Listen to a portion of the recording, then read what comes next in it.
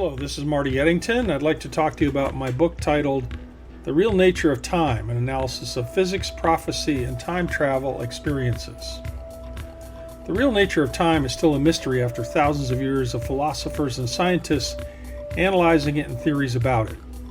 Prophecy has existed for most of humanity's time on Earth, and there's a lot of reason to think that seeing the future does see some of what happens.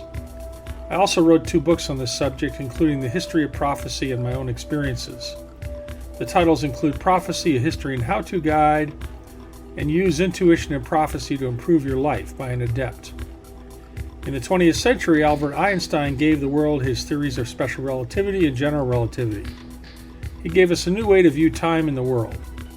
The result of his analysis of time, space, and gravity has affected our scientific understanding about the world and universe we live in. This interests me because I studied physics before switching to engineering in my junior year at university. Then there are people who claim to have had time travel experiences. I found enough of these stories for my book titled Real Time Travel Stories from a Psychic Engineer. With all that I've learned from my studies of physics, my prophecy experiences, and my research on real time travel stories, this is my effort to try and integrate all of this information together. I hope you'll find this book interesting and it will provoke your thinking.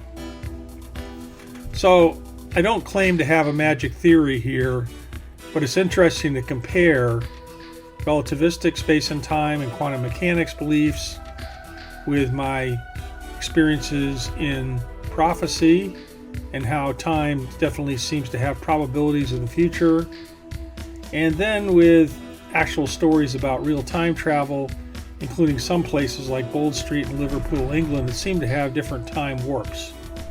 So time really has a lot of different aspects, and these 3 areas are not being looked at in an integrated manner. This book is my first approach to try and do this, and I hope you enjoy it. You can find it on my site, Mkettingtonbooks.com, in the Time and Dimensional Books category.